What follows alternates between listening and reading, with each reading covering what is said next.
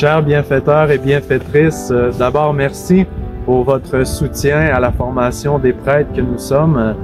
Merci aussi pour votre soutien pour toutes les personnes désireuses de se former et avoir une foi davantage vivante et engagée. Merci. Aujourd'hui, j'aimerais vous partager une espérance que j'ai envers l'Église en cette journée, en cette année plutôt 2025, année du jubilé de l'espérance. J'aimerais vous partager ces quelques espérances sur l'Église. D'abord, une Église qui est davantage en dialogue, un dialogue qui se veut d'abord avec l'essentiel, avec le Christ, celui qui nous donne la vie, pour être davantage en dialogue avec l'humanité entière.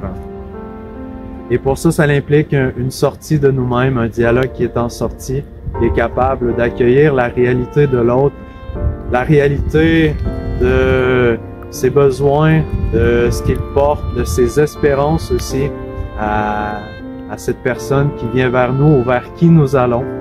Donc un dialogue en sortie, un dialogue aussi qui soit écoute, que nous sachions se taire quand il est temps de se taire et d'avoir une parole de vie quand c'est le temps d'avoir une parole de vie. Donc un dialogue en sortie, un dialogue qui écoute et finalement un dialogue qui est patient. Patient même s'il y a la tempête.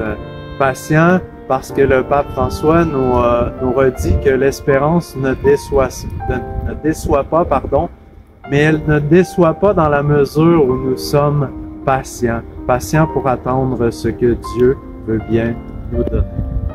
Donc, voilà mes espérances pour l'Église que je vous partage. Une espérance qui soit pour une Église en dialogue, un dialogue en sortie, qui écoute et qui est patient. Merci.